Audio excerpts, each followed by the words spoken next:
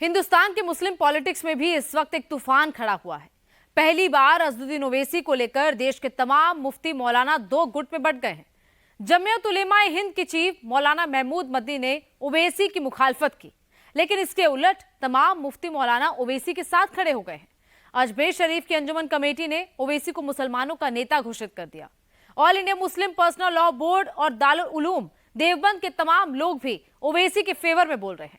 पंजाब के शाही इमाम ने मौलाना महमूद मदनी को खरी खोटी सुनाई है।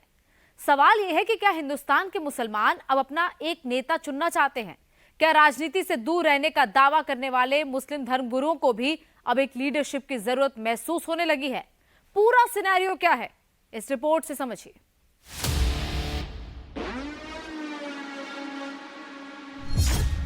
क्या हिंदुस्तान में मुसलमानों के सबसे बड़े नेता असदुद्दीन ओवैसी हैं? मियां भाइयों, एक लीडर अपना ही चुन लो। सलाउद्दीन ओवैसी 24 के बजाय 10 ही मेंबर आए, काम के तो हों। क्या देश के बड़े मौलाना ओवैसी के पीछे खड़े हो गए हैं? अब ऐसे ही रख रहे हैं, बात और भी रख रहे हैं, लेकिन सब में स्ट्रांग आवाज ओवैसी की है।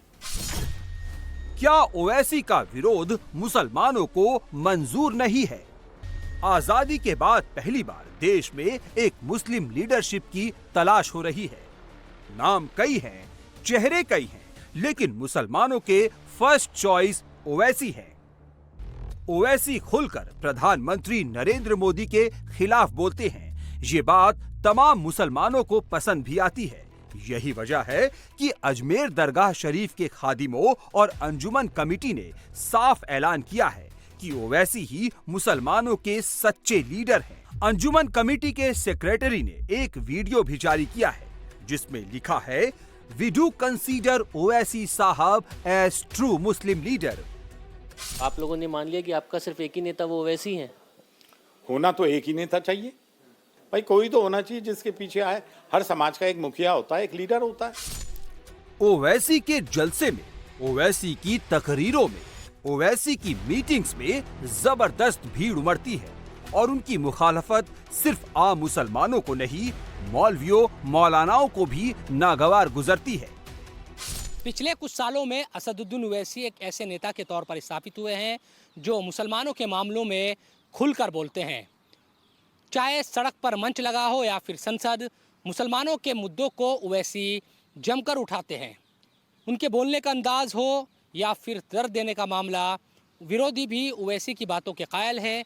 यही वजह है कि मुसलमानों का एक बड़ा तबका भले ही ओवैसी की पार्टी को वोट ना देता हो, लेकिन उनकी बातों को सुनता है और अगर कोई ओवैसी के खिलाफ बोलता है तो उसके विरोध में भी खड़ा होता है। सवाल ये है कि ओवैसी अचानक से मुसलमानों के पसंदीदा नेता कैसे बन गए? जिस ओवैसी की पार्टी के पास देश में सिर्फ एक सांसद है, 10 विधायक हैं, देश के 28 राज्यों और 8 केंद्र शासित प्रदेशों में से सिर्फ 3 राज्यों में मौजूदगी है, उस AIMIM के मुखिया ओवैसी के पीछे मुसलमानों का सपोर्ट बेस कैसे तैयार हो रहा है? इसकी सबसे बड़ी वजह यह है कि ओवैसी हर मंच पर दिखते हैं। देश की संसद में उनकी मौजूदगी है। वक्फ बिल के लिए बनी ज्वाइंट पार्लियामेंट्री कमेटी में वो मेंबर हैं। मुसलमानों के हक की आवाज सबसे जोरदार तरीके से उठाते हैं। इलेक्टोरल पॉलिटिक्स में सबसे एक्टिव मुस्लिम लीडर के तौर पर नजर आते हैं। ये महमूद मदनी है, जमीयत उलेमा हिंद के अध्यक्ष हैं, दारुल उलूम देवबंद की सुप्रीम पावर कमेटी मजलिसे शूरा के मेंबर हैं। लेकिन मदनी को ओवैसी की पॉलिटिक्स बिल्कुल पसंद नहीं है। ओवैसी के बयान उन्हें भड़काऊ लगते हैं, उनकी तकरीरें गैर मुनासिब लगती है।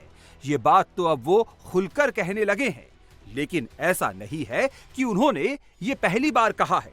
महमूद मदनी पहले भी कह चुके हैं कि हैदराबाद तक तो ओवैसी ठीक हैं, लेकिन उन्हें पूरे देश के मुसलमानों का नेता नहीं कहा जा सकता। मौलाना महमूद मदनी जमीयत उलमा हिंद के एक गुट के इस समय अध्यक्ष है। वो राज्यसभा सांसद रह चुके हैं और कई बार चुनाव भी लड़ चुके हैं। ऐसा पहली बार नहीं है जब मौलाना महमूद मदनी ने दूसरे मुस्लिम संगठनों से अलग होकर बयान दिया हो, बल्कि पहले भी वो एनआरसी का समर्थन कर चुके हैं और 370 के मामले में महमूद मदनी का समर्थन हमेशा सरकार के साथ रहा है।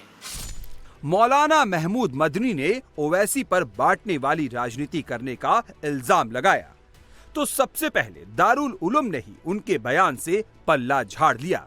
महमूद मदनी जिस मजलिसे शूरा के मेंबर हैं, उसी कमेटी के मुहतमीम मुफ्ती अब्दुल कासिम नोमानी ने साफ साफ कह दिया कि वो महमूद मदनी की बात से सहमत नहीं है। देश में 14% मुसलमान हैं, तमाम पार्टियों में मुस्लिम लीडर्स भी हैं, लेकिन फिर भी मुसलमानों का अपना एक अदद नेता नहीं है। आजम खान जेल में है, शफीकुर रहमान बर्क का निधन हो चुका है। यूपी के रामपुर से सांसद मोहिबुल्लाह नदवी और मुरादाबाद से पूर्व सांसद एसटी हसन जैसे कुछ चेहरे हैं और महाराष्ट्र में अबू आजमी जैसे नेता हैं जो एक्टिव हैं।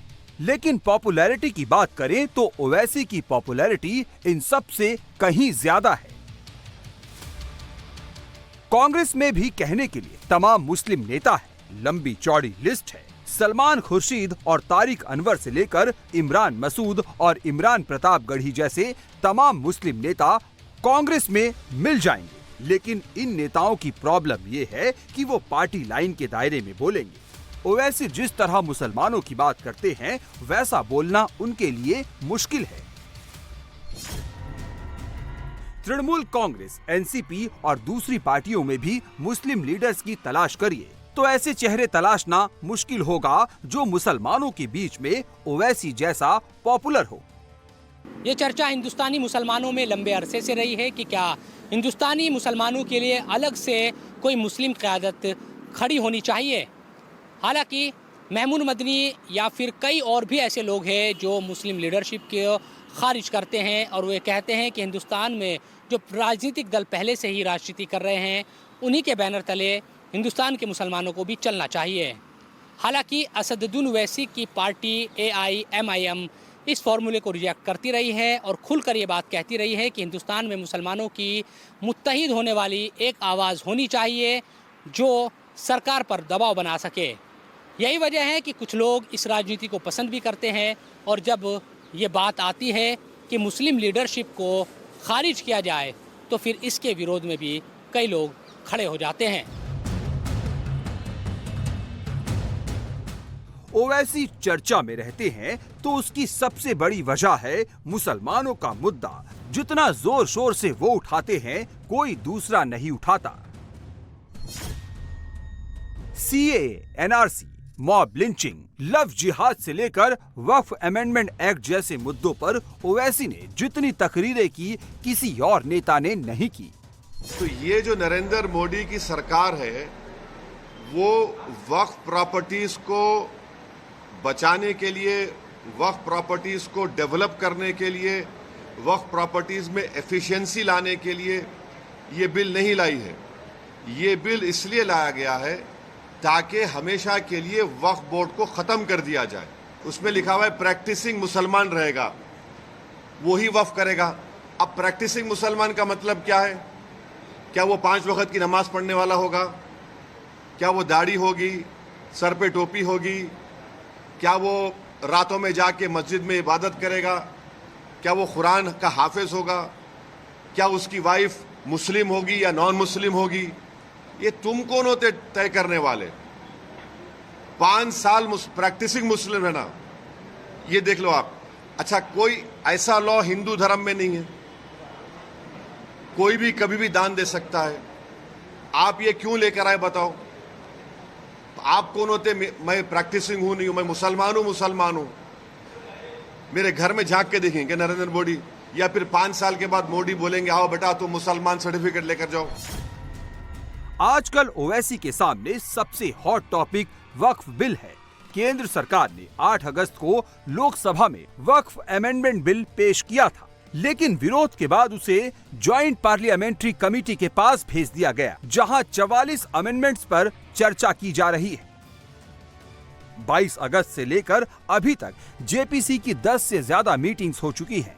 शनिवार को जेपीसी की मीटिंग हैदराबाद में हुई उससे पहले मुंबई में हुई, ओवैसी सब जगह नजर आते हैं। वक्फ बिल के खिलाफ अपनी बात रखते हैं और मंच पर आते हैं तो सीधे मोदी पर हमला बोलते हैं। बैरिस्टर ओवैसी की कोई भी तकरीर सुनिए, कोई भी प्रेस कॉन्फ्रेंस सुनिए, आपको कुछ ही मिनटों में समझ में आ जाएगा कि प्रधानमंत्री नरेंद्र मोदी ओवैसी के फेवरेट टॉपिक हैं। ओवैसी जब भी बोलते हैं कुछ ही मिनटों के अंदर मोदी पर जरूर आते हैं।